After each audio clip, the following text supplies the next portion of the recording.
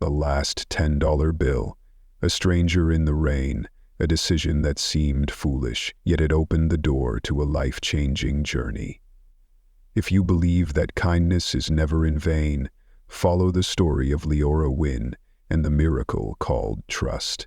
The March rain fell like a thin gray curtain, wrapping the deserted train station in damp chill and bottomless puddles. Leora Wynn clutched her old coat, her fingers red from the cold. The train ticket in her hand was crumpled, much like her fragile hope.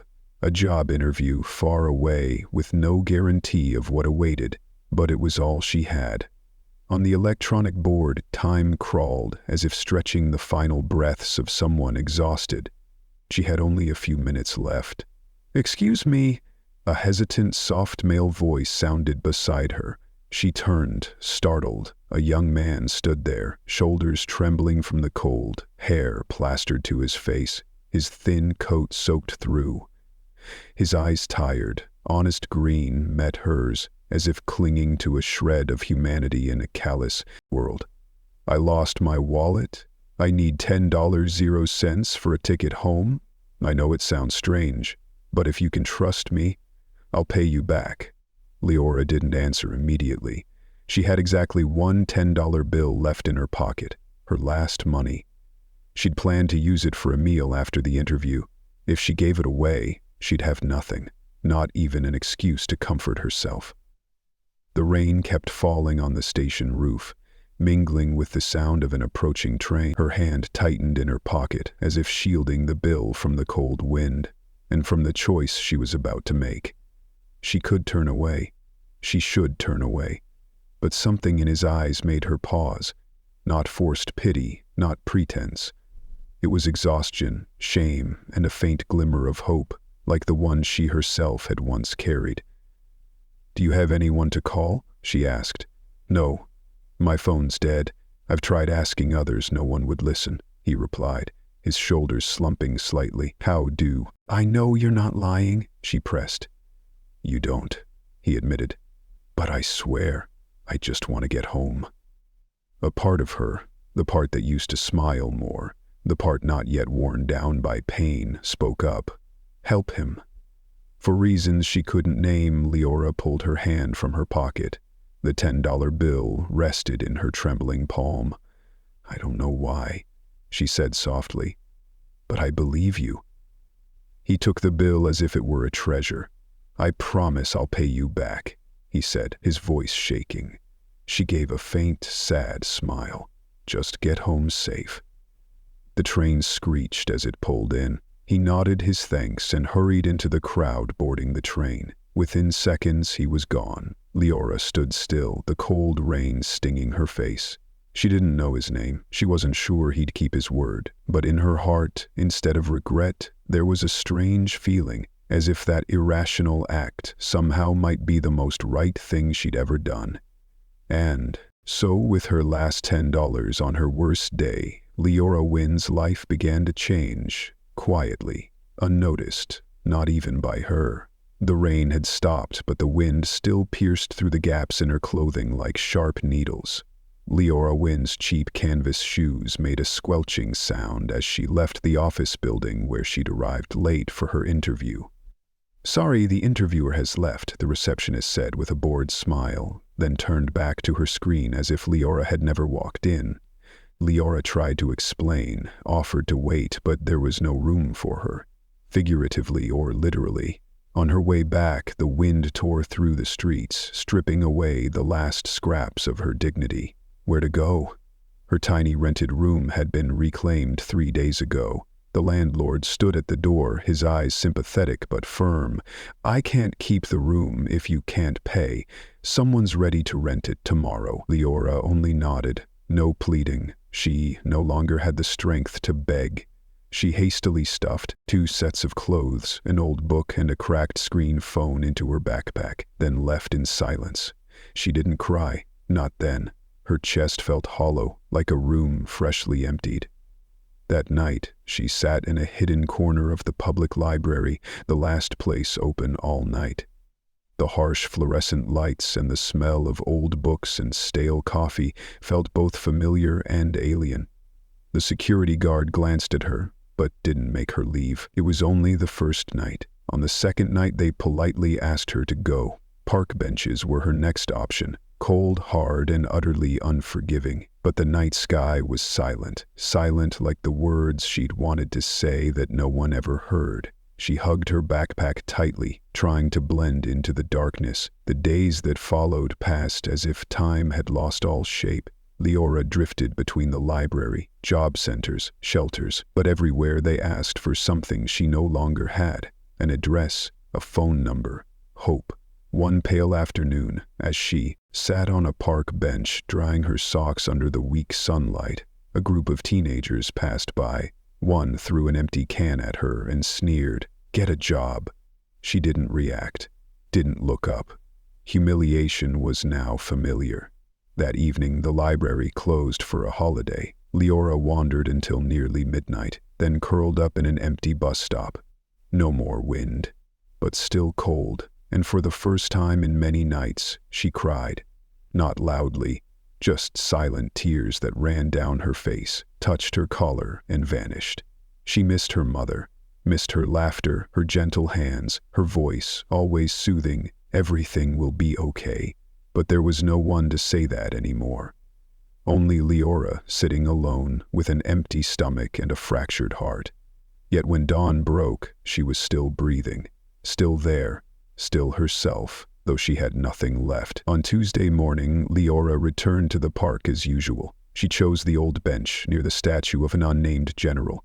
The air was foggy, the grass was drenched. An older woman passed by, holding a brown paper bag. She stopped, looked at Leora. "You look hungry," she said softly. Leora glanced up, hesitant. "I'm fine," she replied out of habit. The woman smiled and sat beside her, opening the bag.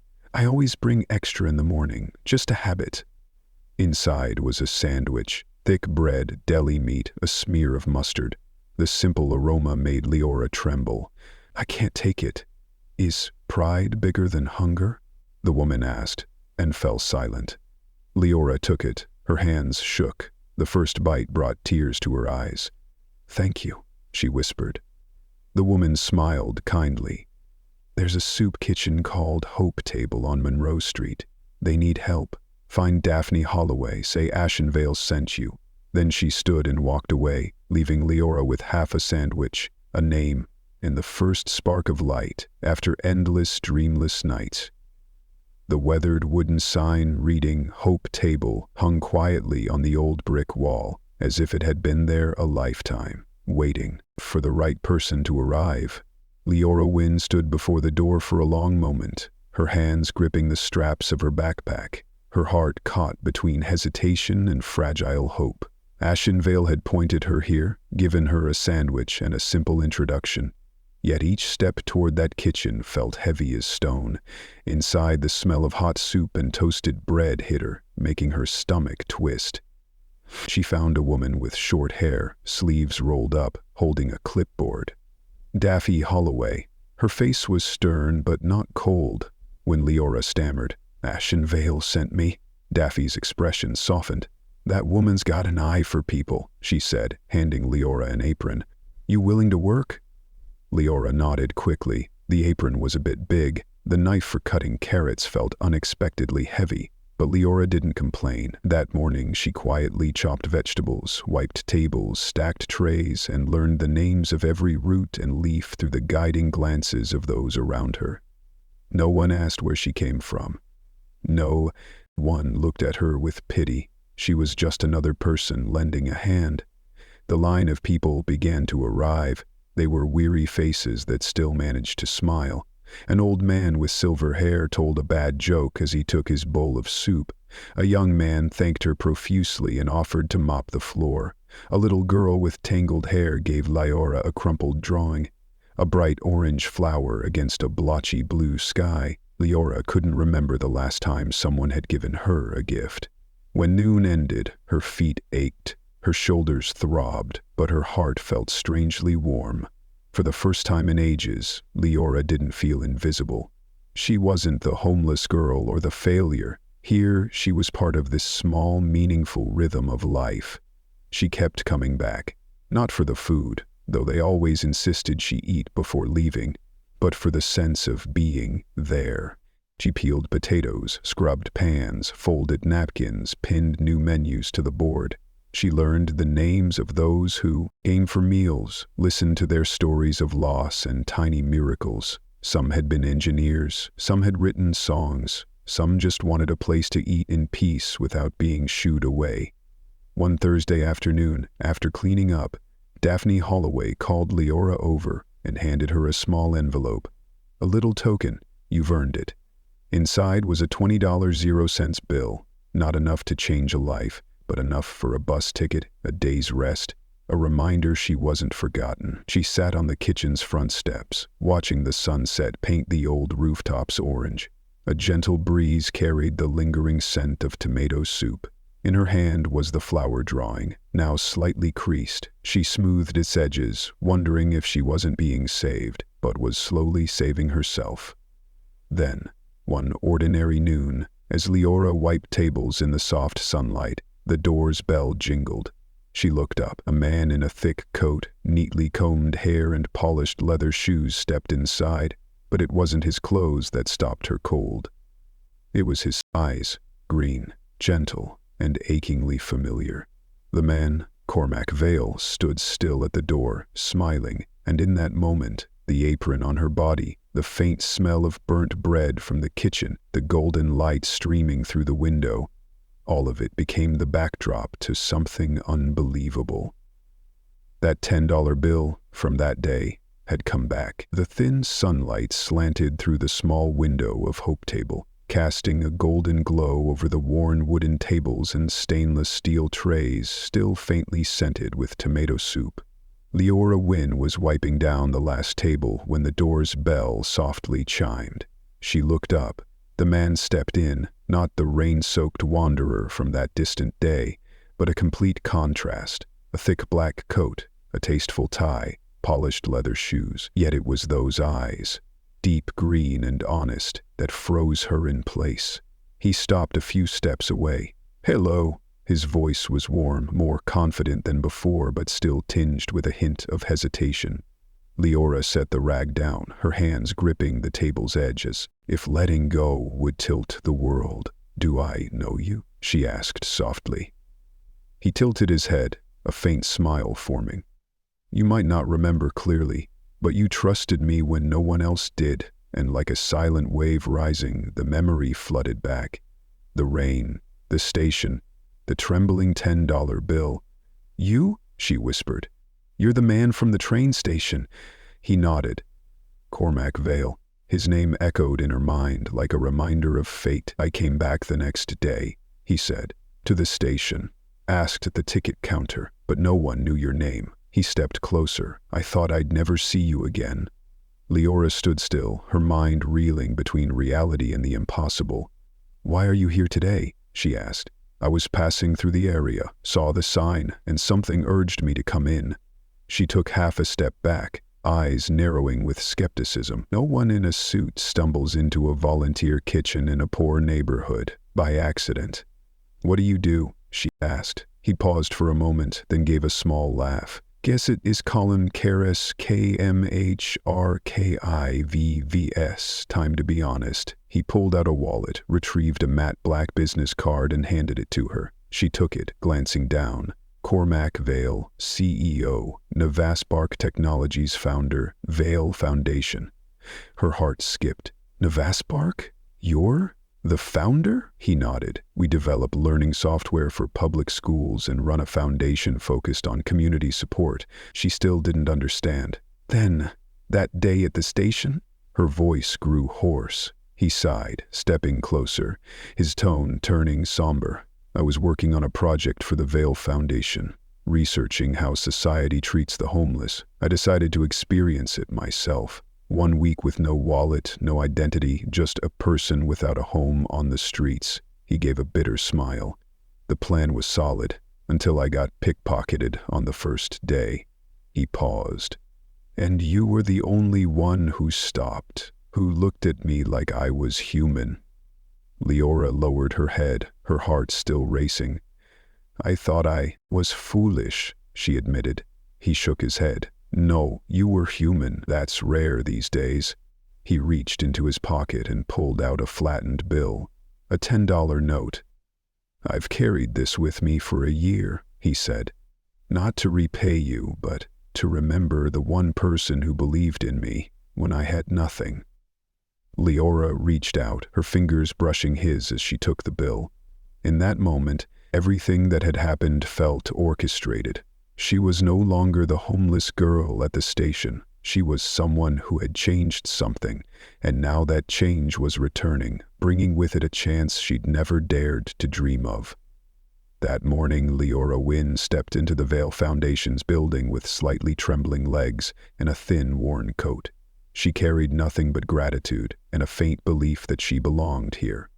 The day before, Cormac Vale had walked her through the headquarters, introducing her to each department and person, as if she were a colleague, not someone who had been curled up at a bus stop not long ago.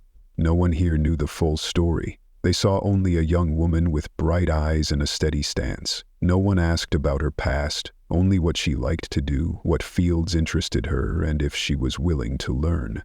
Leora's answer was yes, a short word carrying her whole heart.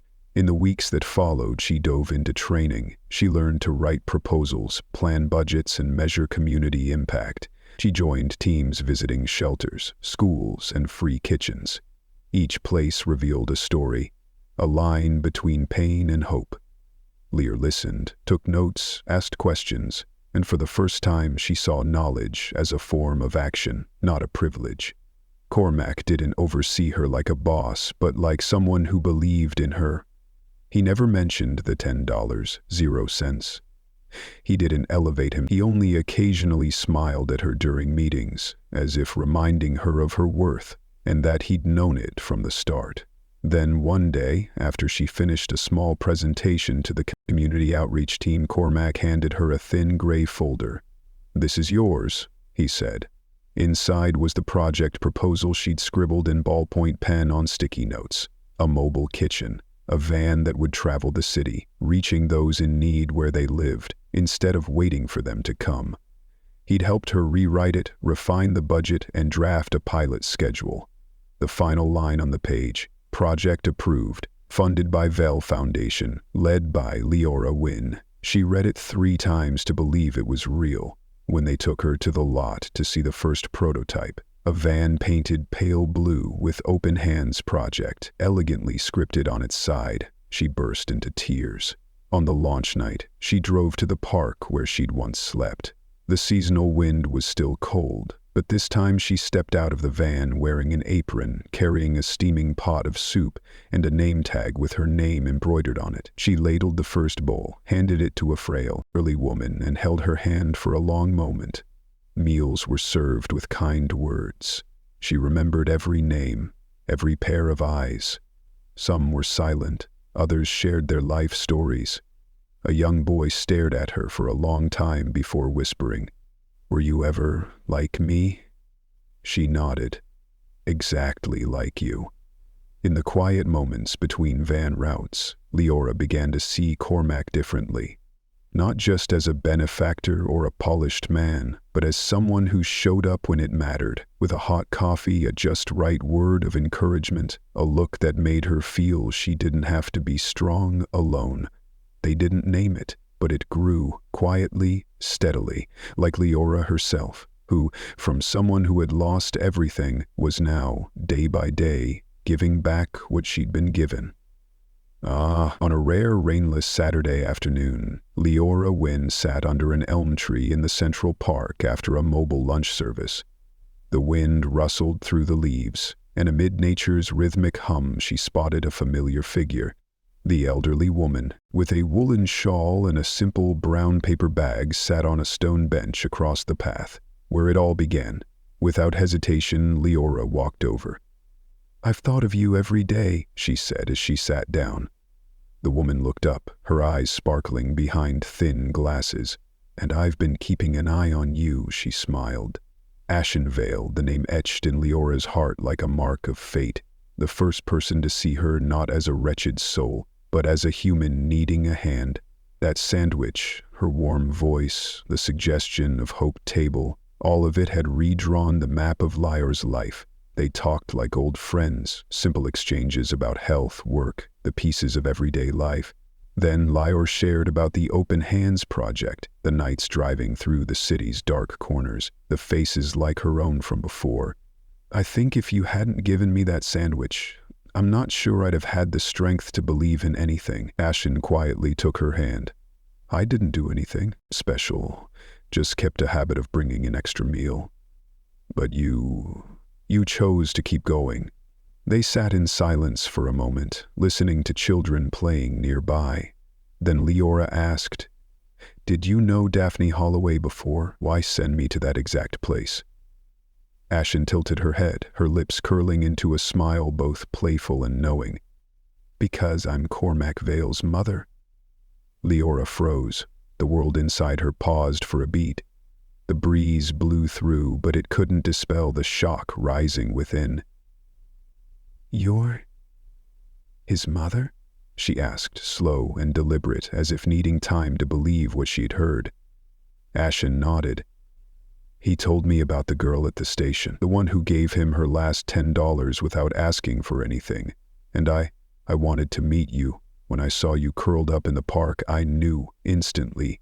That look in your eyes, it's unmistakable." "So you knew everything from the start?"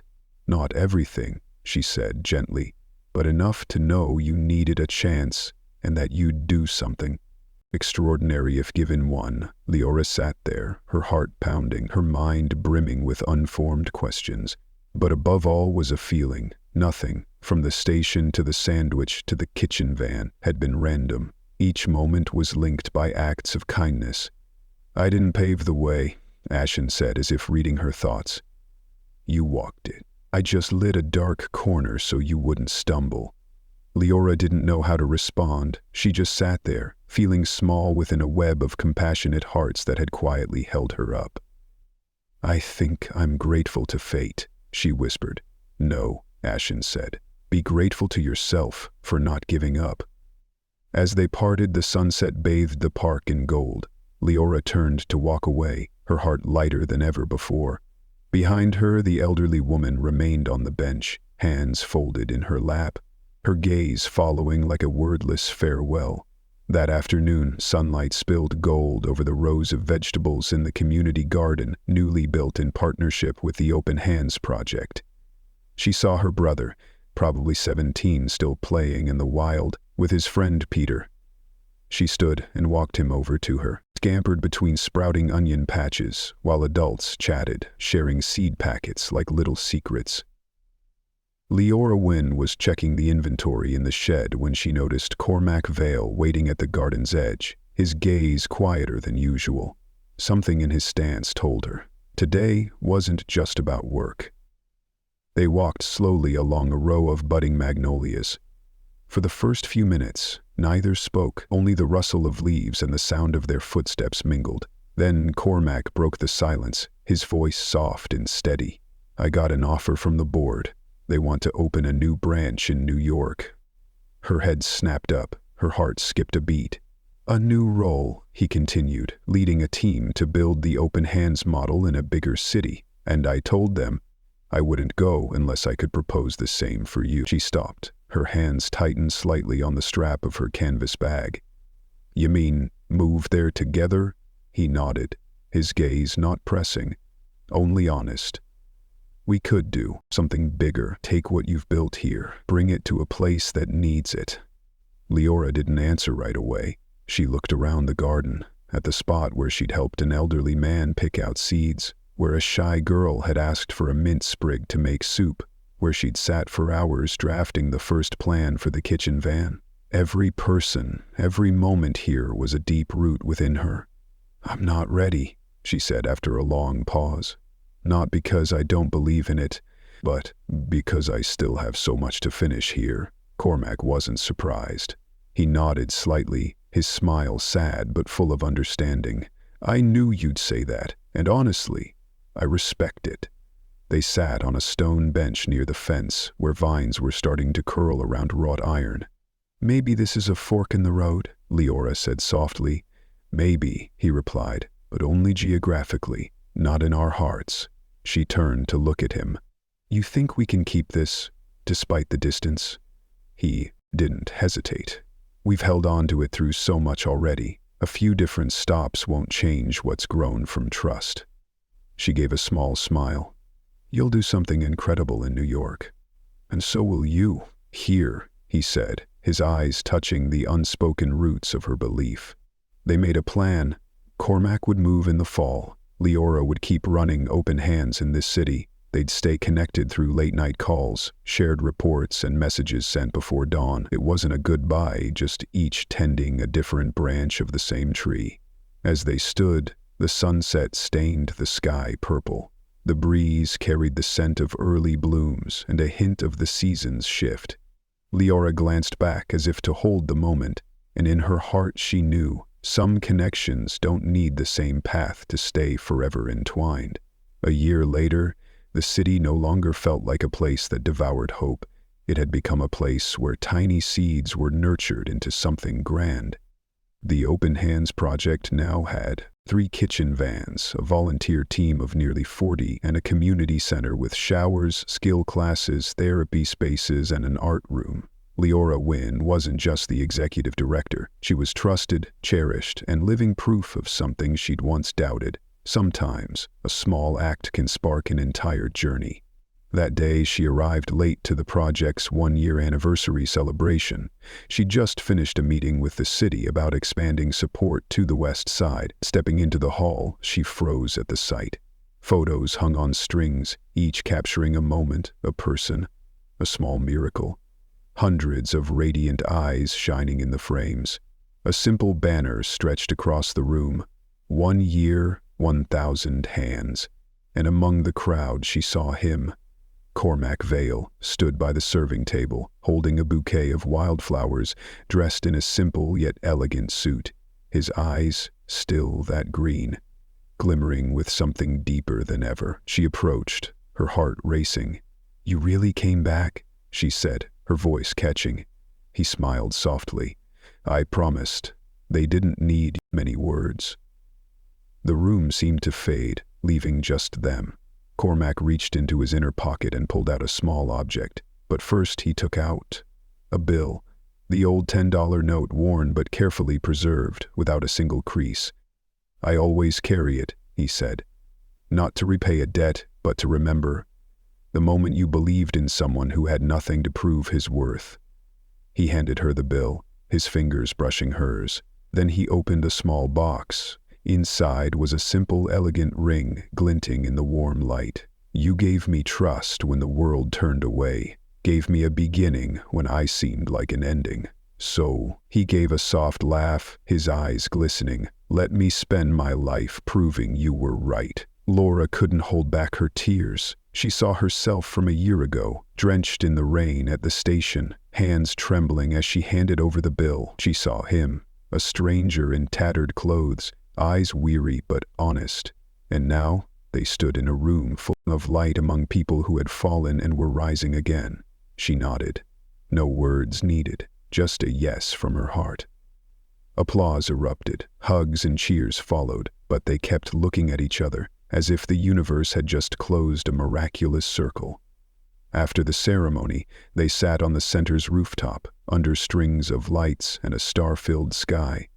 Leora held the bill, gently tracing its edges. A little kindness, she said softly, sometimes starts a whole miracle. Cormac took her hand. And you are that miracle.